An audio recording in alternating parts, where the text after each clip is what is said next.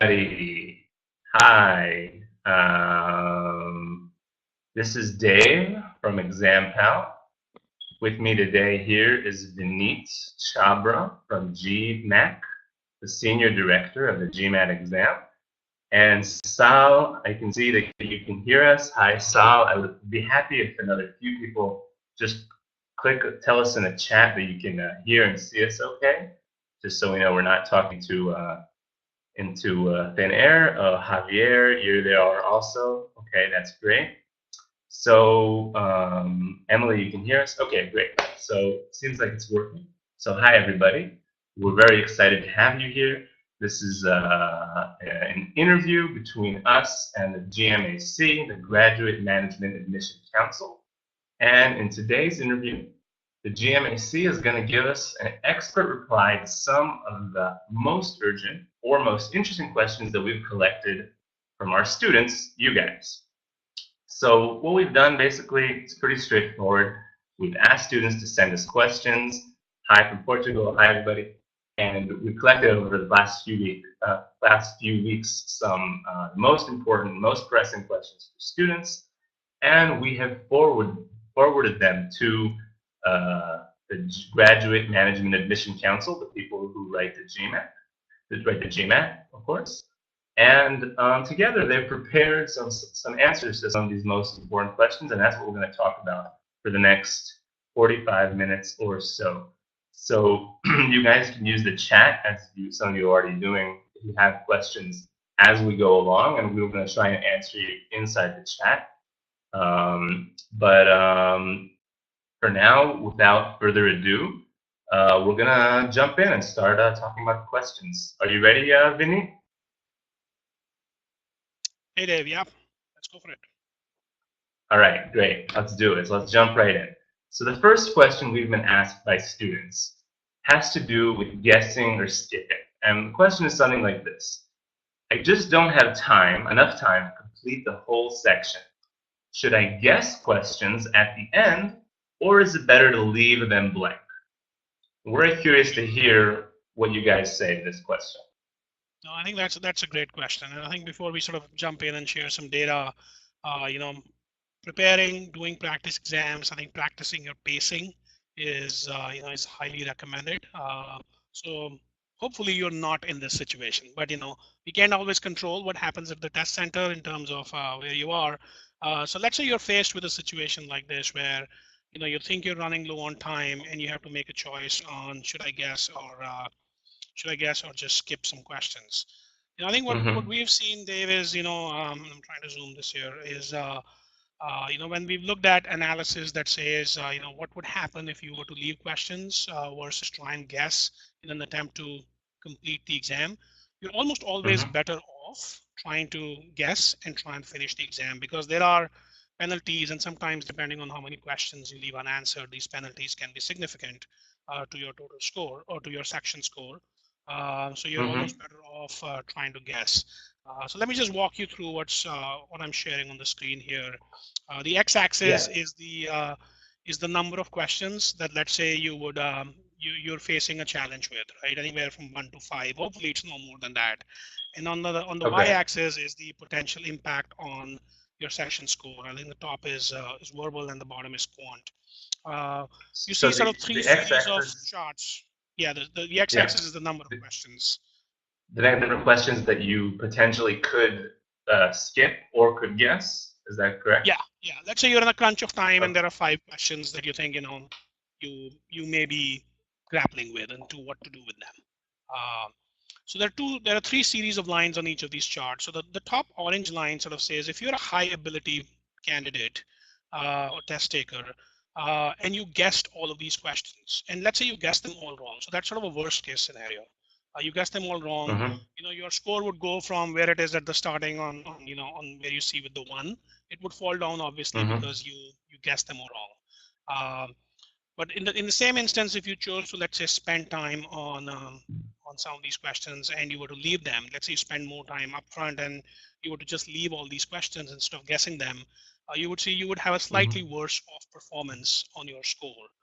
And this is true across quant and verbal. So And I think this is true generally across all ability levels. Obviously, at the lower ability levels, Yeah. your score is pretty low, so it may not matter. But we always advise candidates to try and make an educated guess and try and complete the section. So what's striking to me about these graphs that you're showing us is that it seems pretty consistent across the board, that no matter Yeah. what, no matter if it's verbal or quant, and no matter what level you are, it's a pretty The straight yellow across the line is board always, phenomenon. yeah, I mean, the orange line is always above the yellow line. It's never below it. So it's always best to answer the questions. That Hmm. is, if you don't know them, to guess them, and never is the case that you should just skip them. Yeah, absolutely. Okay, great. We're happy to have a clear answer on that one. So next question that we've been asked has to do with section order. Another question about the test itself. So some students have asked us whether they should take quant before verbal or verbal before quant. Maybe they should even start with the essay or the integrated reasoning. Are there any recommendations on this? No, I think that's another great question. And I think just for some context, I mean, the reason we did section order choice was really to give candidates flexibility, because we heard from the that different people have different choices or preferences. So I think my position on this is that we don't recommend what is the right order. Really, the Okay. advice is whatever works best for you. And I think some of it has to do with as you interact with candidates yourself, is what are the different test taking strategies that work best for a specific candidate. And this is something Mm-hmm. you discover through practice, through more and more practice examinations. That generally some people have a stronger quant or a verbal bent. Then also it's the testing approach. Some people like to warm up into a section, and they say, what, that in the first 30 minutes or so, my brain takes some time to warm up. Versus Mm-hmm. some people sort of have this approach that I want to get while I'm fresh out of while my mind is fresh, I want to get the most challenging parts out of the way. So I mean, this is a very Mm-hmm. simplistic 2x2. The point really I'm trying to make it is really depends on what do you think you're good at, and how do you want to approach your strengths, and how you want to tackle the sections that you think you sometimes struggle with.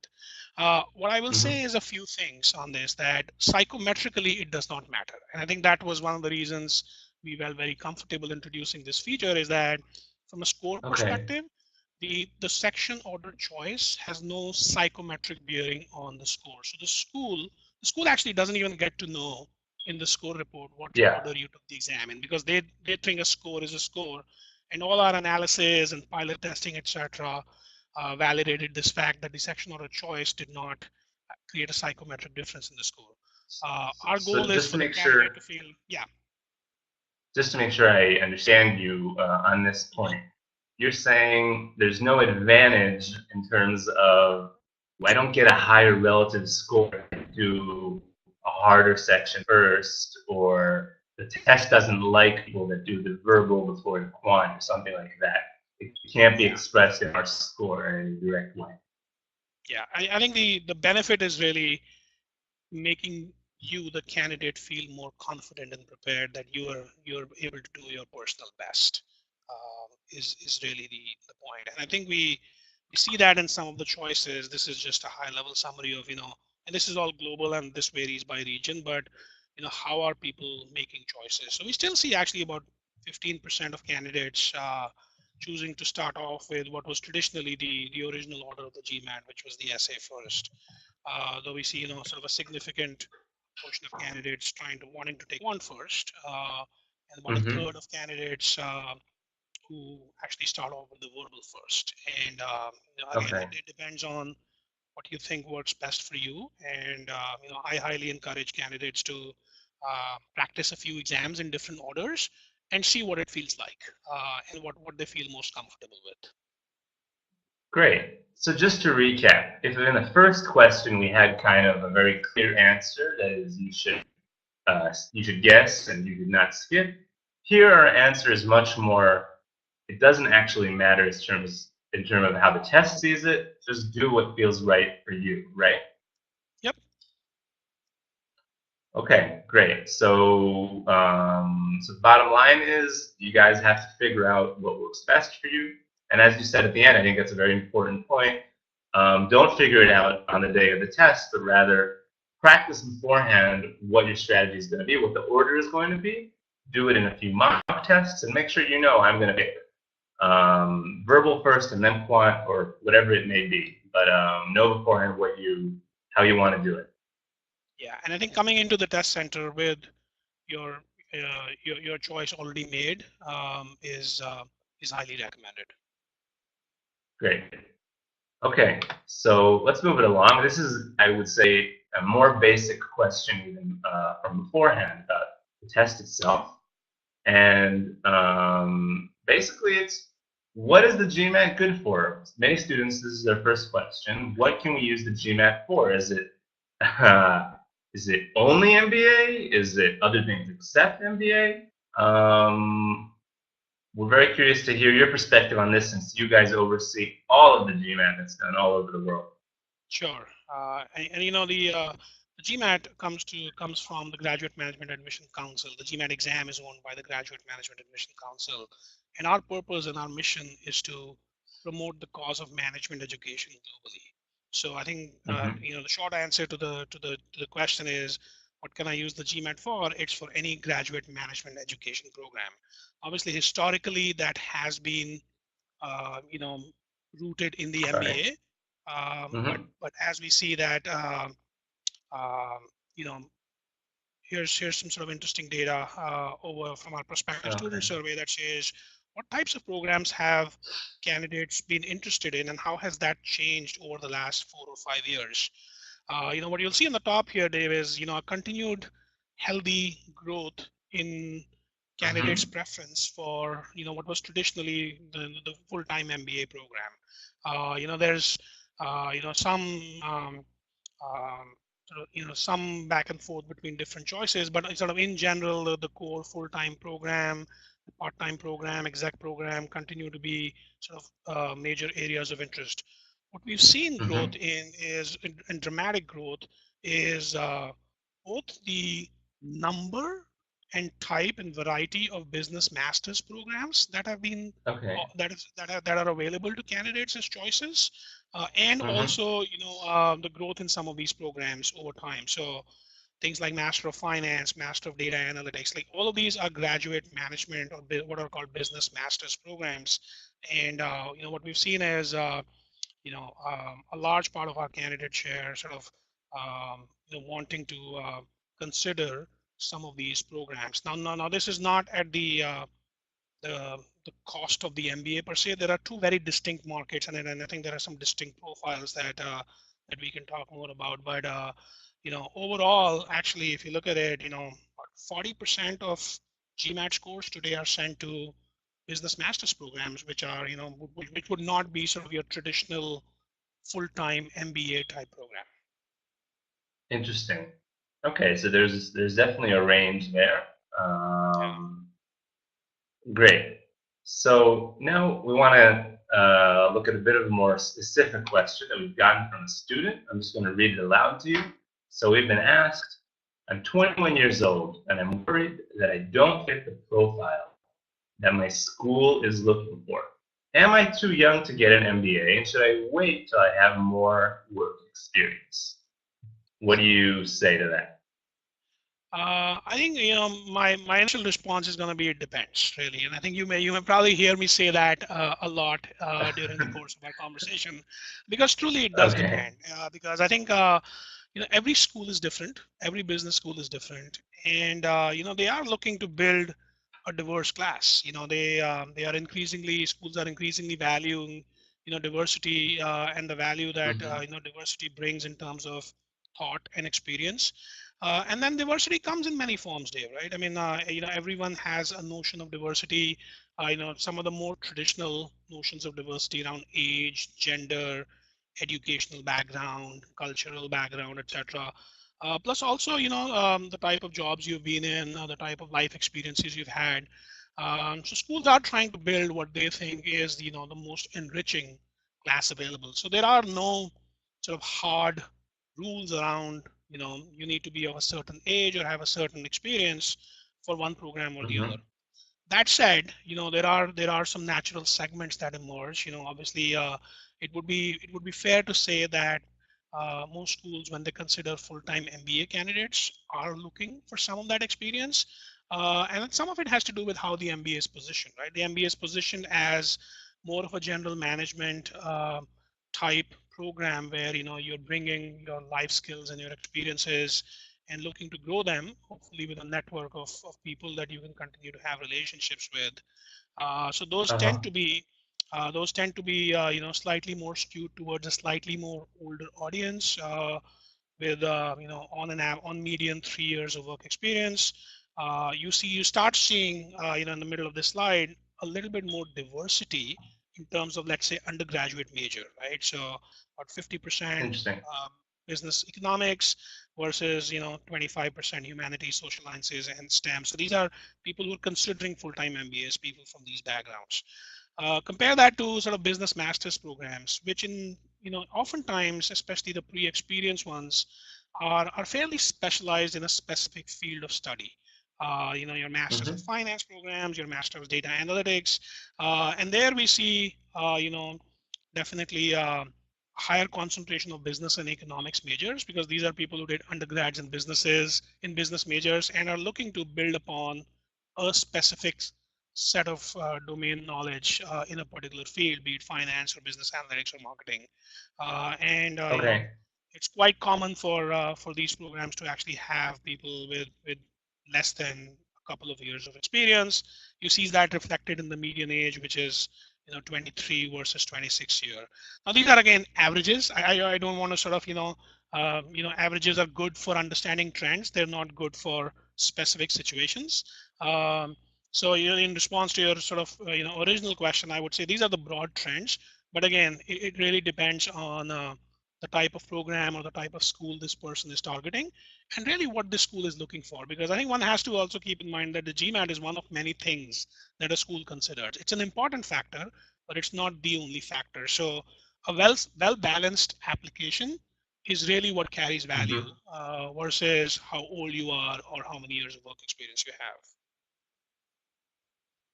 That's very interesting. So we can see that there's definitely a range, to your age, to your work experience, um, and it seems like there are a lot of different uh, prospective candidates who can be right both for the GMAT and for whether it's an MBA or a business master's. Um, and that's pretty interesting to see. I think also in terms of gender, we can see that even though for the full-time MBA program definitely skews towards male students, is the majority. I think it's important to point out that that does not, yeah, I think it's important to point out that that does not mean that there's an advantage to if you are a male student, or a disadvantage if you're a female student.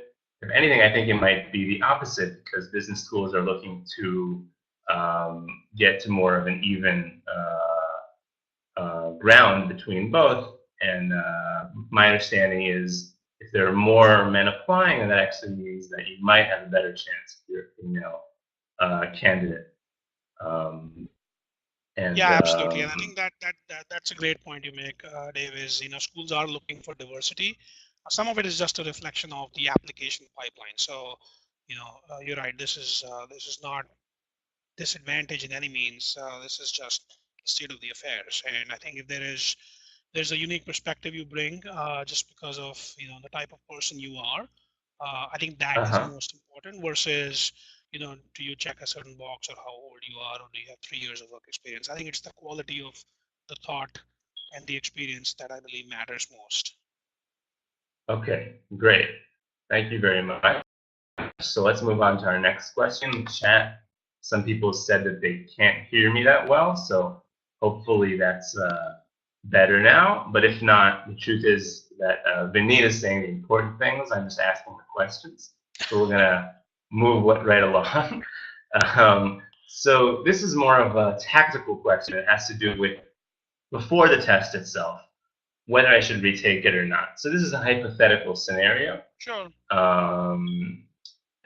But we want to see how it applies more largely. So student asks us, I got a 390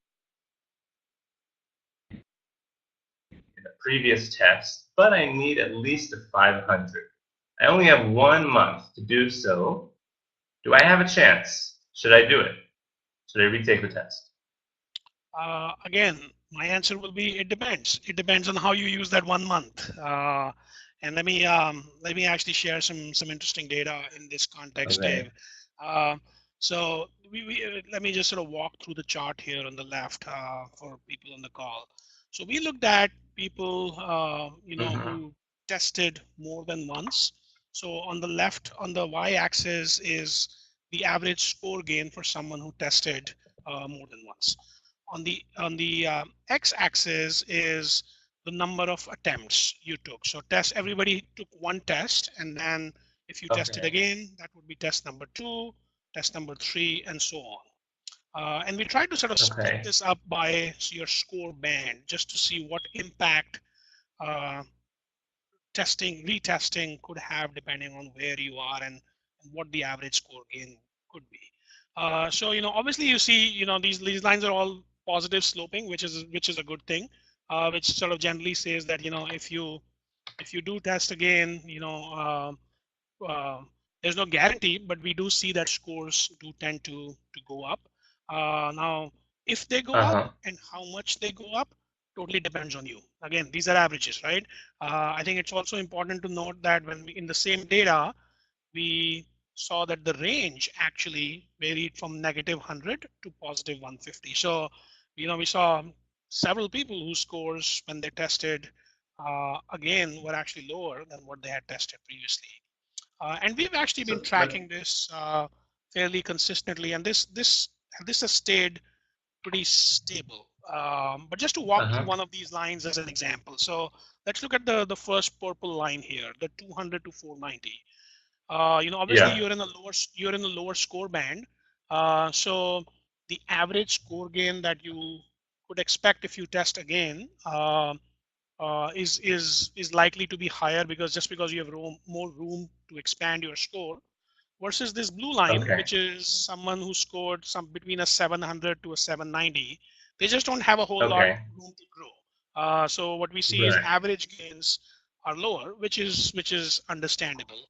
Um, and we see a similar distribution, but especially when you're in the higher score band, especially in the 700 plus, there is an opportunity for you to increase your score. But again, you only have a few score points to play with. So the test is very reliable, and it's very accurate predictor of your ability. So at some point you could potentially start seeing some diminishing returns. So when I get asked this question, my most common response to this is it really depends on two factors. One is the Yeah. approach you had to your first exam, and the amount of investment you've put in between your first and second exam, because a lot of candidates actually approach the first exam almost as a practice exam. They just want to feel it out. They want to see what the experience is like, what the questions is like. They almost use it as a quasi-diagnostic, and then build a study plan based on what the first exam told them. Several candidates don't take that approach. And then obviously, as I said, what you do between tests is equally, if not more important in terms of your ability to improve your score. So that's really interesting. This graph is something we hadn't seen before. We can just stay on it for a second. Sure. So what we can see here is that, let me know if I'm reading this right. What we can see is that there's definitely, pretty much across the board, an advantage to taking the test again, at least the first time. But it matters a whole lot what your previous level was, and the lower it was, the bigger average bump we get from a second test. Is that correct? Yes. Okay, great. I'm going to turn off my camera just so maybe my audio quality will be better, but I'm still here. Great. And then when we look later on, we can see, as you described, and just making sure that I understand this correctly, because it's pretty interesting data, that for the top scorers, the 700 scorers, we can actually, as you said, sometimes see diminishing returns. And below that, we still see improvements, but they are more pronounced. Again, the lower your preliminary score was, more pronounced the advantage that you're going to get in retaking the test again and again. Right? Yeah. And I think how you use your time between the two administrations is really important, because you know, if you just show up without any additional practice, almost always you will get the exact same score. Right. That makes sense. Okay, let's keep going then. I think you wanted to show us some other information Yeah, about I was just wanting to share some broad data around the impact that prep has across different. So this chart on the left, and this is sort of average data across all of our portfolios. So I just want to sort of call that out, that this may not be sort of this should not be sort of taken as personalized advice, but just to sort of highlight a point that obviously we do see people have different approaches to prep, on how they treat prep, and the amount of time they spent preparing for the GMAT across countries and across different school bands, across different parts of the world. And this is self-reported data from candidates. This is not something like we can track, but this is what candidates have told us. We do see about almost 60% of candidates do spend over 50 hours preparing for the exam, and generally people who score high tend to see sort of in the high double digits, sometimes in the low 100s, in terms of what they think is the total amount of time they've spent preparing for the exam. And again, it is practice always pays. So is that a guarantee? No, but does it improve your chances of getting a better score? Absolutely. Yeah, we can definitely see here a strong correlation between more practice and a higher score. Yeah. Right. Yeah. So obviously, as we all study in the critical reasoning section, correlation isn't always causation. It could be that the students that are the most serious are the ones that go and study a lot, and that's part of the reason. But it definitely seems, from all the data we have, that the more you practice up to a certain point, the higher score you're probably setting yourself up to get. Great. So I'm going to hop ahead here, because we still have quite a few questions we want to get to. So here's kind of a more specific question. It has to do with cancellation. So the question is this. I got a 600 in the GMAT, but I think I can make it to a 650. Can I first take the test again, and only after I take it, decide which of the two scores I'm going to send and which one I'm going to cancel? I think that's another great question. We believe what we have, what we consider are fairly candidate-friendly policies, in terms of giving you, the candidate, control and convenience and flexibility over your score acceptance, canceling, and sending experience. Let me just walk through what the experience is like, just to highlight what are the options available to you as a candidate. I mean, in general, I want to start off by saying that we always recommend candidates to have at least some sense of the score that they're targeting, because you do have a limited amount of time at the test center to make a decision. So I would encourage candidates to have some sense of the range. Excuse me. Yeah, sure. So to have a sense of the range before what they want to score, correct? Yeah, sorry. So that they don't have to sit there and guess, what are they shooting for. Now, when you complete your exam, you are showing your score just right after you complete finish of the exam, and at that point, the candidate has a choice to to accept or cancel the score. So you're given 2 minutes to choose to accept or cancel your score at the test center. Now, if you choose to accept your score, let's say,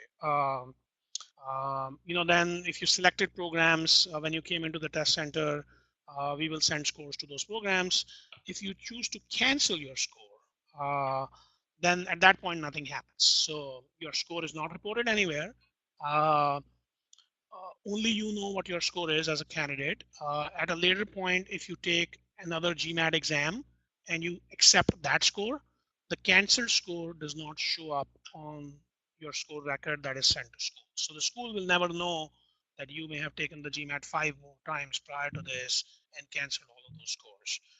Any of these test Mm-hmm. dates, canceled scores will not appear on any score reports. Um, Now, the one thing that we did add was we heard from candidates that the time that they have at the test center sometimes can be nerve wracking. So they wanted more flexibility. So let's say you chose to accept your score at the test center, and you come back and you sleep over it, or you talk to some people, and you want to change your mind, and you say, well, actually, I want to cancel my score. So after you finish your exam, you have 72 hours to go back into your account and actually cancel your exam and cancel your Okay. score. So if you do that within the first 72 hours, then it is the same as you would have canceled the score at the test center. None of the scores are reported. We don't do anything. If you take a GMAT again at some point in time and accept that score, this cancellation will not appear. It is no different than if you would have canceled at the test center, except that we're giving you 72 extra hours to sleep over it, think about it, and decide, do you want to still keep your score accepted, Mm-hmm. or you want to go in and cancel it. So Okay. hopefully that gives some clarity on the score accepting and canceling choices that are available to candidates both at the test center and afterwards, and what the impact of it could be on subsequent exams that they might take. I think that the key thing to note here is you have 72 hours after your exam to come back and cancel it if you want to. And if you ever Yep. cancel a score, either at the test center or within the 72-hour window, it will never be reported to schools. Now, let's sort of flip this around and say you canceled a score and you changed your mind and you said, no, actually, that was a good score, or I don't want to study for it again, whatever the reason may be. And you want to say, actually, can I reinstate my score? Because I think I don't think I made the right decision. So you can actually now reinstate any old score going back to January of 2014. So, earlier this period used to be only 60 days. So we've extended it to now essentially the validity of the score, which is 4 years and 11 months. So we're sort of progressively increasing that. So if you have a score that was canceled anytime after Jan 2014 or later, you can actually go in, pay a small fee, and reinstate your score. And then Mm-hmm. from that day on, that score will become reportable. So if you had chosen any programs initially when that you wanted to send your scores to, the moment your score becomes reportable, we will send your scores to those programs. You can certainly go ahead and order additional score reports. That becomes like a live score at that point in time. Great. Thank you very much for that. So I'm going to hop ahead here because we Sure. have quite a few more questions we want to get to. So this one has to do with accommodations. So for example, students asked us, I have ADHD, attention deficit hyperdisorder, but I was never properly diagnosed. What are my chances of getting any special accommodations in the GMAT? Sure. I think that's another great question, Dave. As a mission-based nonprofit organization, our goal is to ensure that our products and services are as broadly accessible, uh, and we want to ensure that there are accommodations available to test takers who are deserving of it and meet certain eligibility criteria. So Mm-hmm. based on the nature of the disability, there are a variety of accommodations that may be possible. These sort of range from additional testing time to additional breaks, or in sometimes, in cases of sort of visual impairment, additional software tools, etc., that might be available to you. So it really depends on the type of accommodation that you're requesting. I mean, in general, there's a very simple process, and I think you can find that on our website, mba.com. if you search for, how do I register for as a test taker with disabilities, essentially you need to start your process, pause for a while, give us some details on the type of disability you believe you have, on which on the basis of which you're making an accommodation request.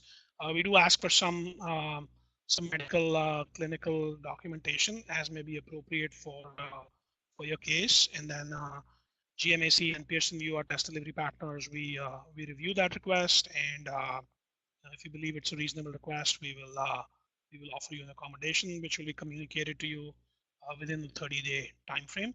And we say 30 days. Honestly, it's almost always significantly uh, quicker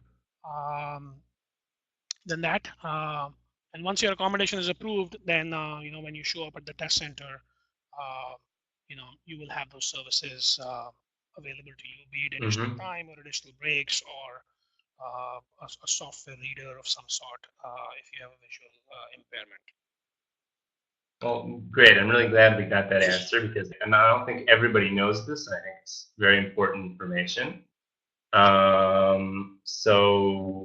Since we still have a few more questions we want to get to, I'm going to kind of cut quickly. This is Yep. a question I'm sure you guys have gotten a lot. I know we have. A lot of people say, definitely a lot This of is people a say myth. this. Let me just answer this right away. This is a myth. Okay, take it all away, Vinny. questions, First all 5 to 10 questions are questions. important. Yeah. Okay, yeah. Tell us, show us what we all can questions see here. count. All questions count. The GMAT is an item adaptive test that is estimating your ability. And this is sort of a technical chart, but the point of this is, it's a smart test. It's estimating your ability to answer something correctly or not based on everything that you've answered so far up until that point in time. So, every answer is going into that estimation. So, and it's constantly updating itself every time you answer a question. So, that's the beauty of an item adaptive test that, it is smart enough to sort of get to a very precise measurement by doing that. So, all questions count. And we touched upon this a little bit earlier in the guessing versus omit question. I strongly advise candidates to ensure that they pace themselves appropriately and they give their best foot forward versus trying to sort of figure out uh, should I over or underspend uh, time on during a specific sort of segment of the test, right? If you overinvest in the first few questions, that actually opens you up for a risk of not being able to finish the exam in time. So you have to sort of weigh that benefit versus or perceived benefit rather versus the risk that you're opening yourselves up to. So practice and Mm-hmm. pacing is the most important thing because every question to the extent that's a scored question, is contributes to your score. Wow, that's really interesting. Um, okay, great. So I think we have another 2 questions that I'm going to ask you, and then we're going to flip it around and you'll ask me something. So this question has to do with improving in quant. If I want to boost my quant score from a 45 to a 50, but I just can't seem to get the hard questions right, what should I do? I think that's an interesting question. I think the most sort of I'll try and attempt it in to answer it in the best possible way I can. And I think some of it has to do with the notion of item adaptive testing. So if you look at the GMAT, Mm-hmm. it starts you off at a medium level of difficulty. And then based on how you're doing, it'll present a question which is just higher or just lower than what it believes your ability level to be at that point in time. And I think that's sort of Mm-hmm. the framework I would encourage candidates to think about as they're trying to get better is, uh, you know, do a diagnostic, whatever your study preferences, if you're working with a test prep organization like yours or with a personal tutor or you're studying by yourself, if you want to get to some place, the most important thing to know is where you currently are, right? What's your starting point? Because if you don't know where you are, you can't chart the course forward. So start with understanding where you are, and practice questions that are at or slightly above your difficulty level, and slowly raise that bar. If you Uh-huh. start with a easy question and you say, oh, this was too easy, let me just straight away go to what the guide or my tutor says is a very difficult question. uh, you know you're going to sort of land up with some dissonance in your practice experience. So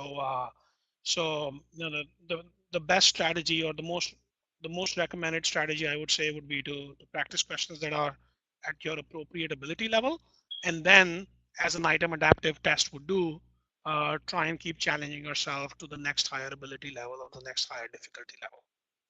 It's not That's a really sprint, it's interesting. a marathon, right? Oh, sorry, yeah, it's not a sprint, it's a marathon. You've got to sort of take a single step at a time and get there, versus short, quickly dash your way to the end. So I think this is a very interesting graph that you're just showing us here, because we often get questions from students that are saying things like, oh, I just tried the hardest questions and I'm going to try other hard ones in order to improve.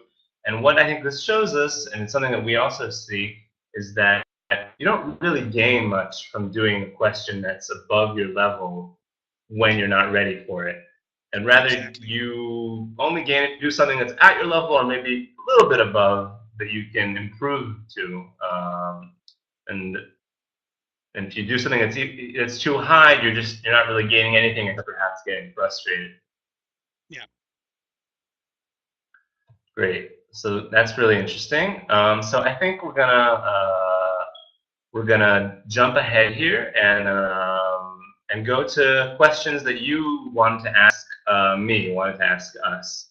Sure. Um, uh, Great. So thank you, Dave. I think just in your experience, what have you found to be most important to someone's success, or ability to succeed in their GMAT prep journey?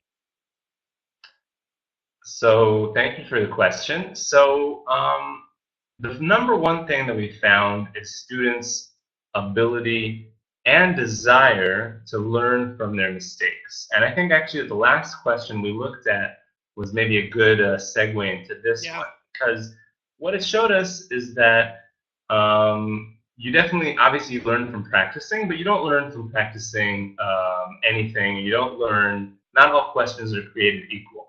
What you learn from is when you study questions that are at your level or a little bit above your level, and you're willing to really look at them and go back and study from them. So, sometimes we hear stuff from students like, I'm studying hundreds of questions and I'm not improving, or improving, only a little bit. And that doesn't surprise us because just doing more and more questions is not the key to student success. The key is um, doing perhaps less questions, but being willing to put in the work and look at your mistakes, which is obviously something most of us don't really like doing. We like looking at our successes, but it's very important. And I'll give you a few examples. So most of our students, and I think this is true for students in general, most students are used to installing things in a straightforward way, right? We call this the precise approach. They look for an exact, a rule-based answer to every question. They look to get the answer on their own and only then look in the answers and find it, which is okay, but it can take a lot of time, and sometimes it can be confusing or something like that. And the real improvement starts when students realize that there are different ways to get to the answer in many questions. And this can be something like using what we call alternative tools, using things like symmetry and geometry, or picking symbol numbers when the answers all contain variables. And these things can actually get us much quicker to the answer. And the point where students really save a lot of time and improve a lot is when they realize that a lot of the questions, what's key is understanding the logic behind them, such as using inference and critical reasoning questions, or using the logic behind certain data sufficiency questions. And so what I'm trying to say here is the key is being willing to A, put in the time to look at your mistakes, and B, also be honest about what you got wrong. I'll give a different example. A lot of students often, when they get things wrong, they look at them, they understand the correct answer, and they say, "Oh, I just got confused. I actually know this one. This isn't something I don't really know. I just got confused this specific time." But if a lot of times these mistakes repeat themselves, and students that are the ones that really improve are the ones that are willing to stop and say, well, wait, even if I know how I could get it right this time, why did I get it wrong? What is the small, perhaps it could be something silly, but what made me get it wrong? And then, and now I want to realize what can I do right the next time when I see a question which obviously isn't going to be identical to this one, but which has the same characteristics, which made me get this one wrong. So that's what we work on. That's what we find to be the most important. And the term that we use that students that study the right way, they develop what we call cognitive flexibility, the ability to choose the right tool for the right question. And when I say the right tool, I mean the right tool for them, because some students are going to do better going sort of straightforward way. Some students are going to do better with logic, and not necessarily all across the board. Some students only do precise, other students logical, but rather question by question, students can differently and better. So what we find to be the most important to student success is the desire and the ability to look at your mistakes and to really kind of break down the different ways you could have solved it and realize what was the right tool for you.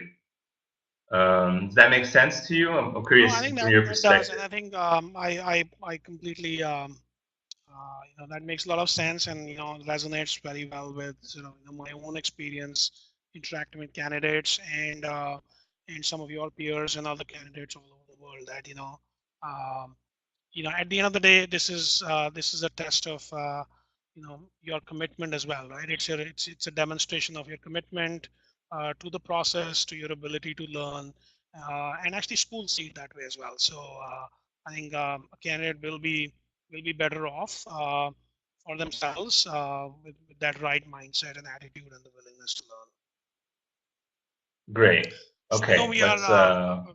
we are a few minutes over time, so I want to be sort of respectful Yeah, to your and others' times. for sure. Do we have time for another question, or you think we're sort of past the point and we should close this?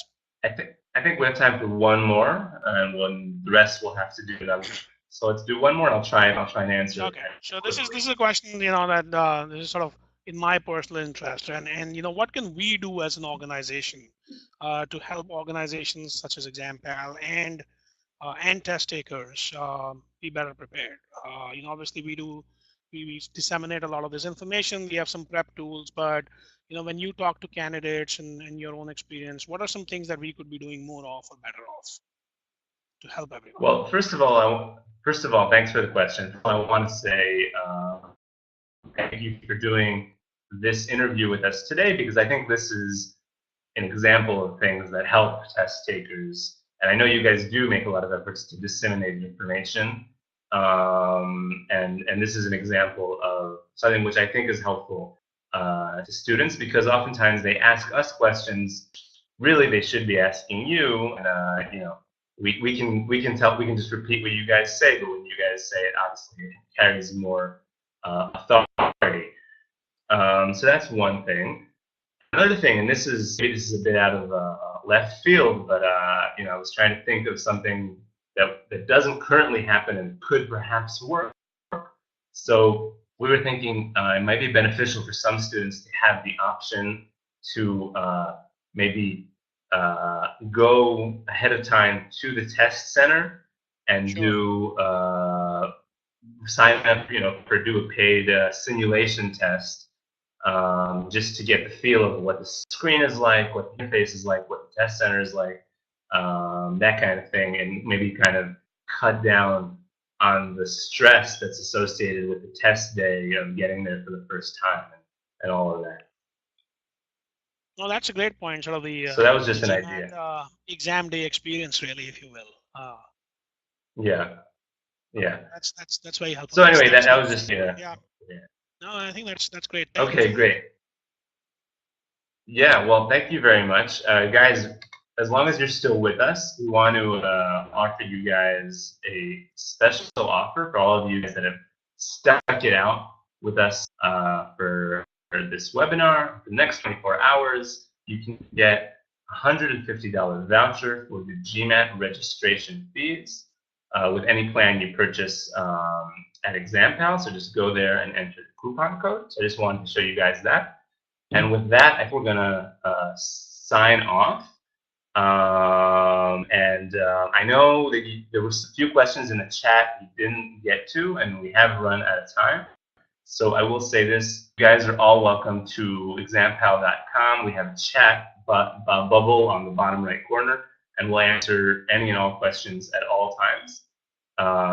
Even if you're not a customer, we'll answer questions. So come there and we'll answer it gladly. And I'm sure also at the GMAC's website you can ask questions. But anyway, that's it for now. I wanted to say thank you very much, Vineet, for joining me here and giving us all this great insight into these questions that our students had and that we had. And of course, I wanted to say thank you to you guys for being with us and signing in here. And yeah, that's pretty much it. So I hope to see you guys again in future interviews we do. And thank you, Vineet, again for being with us.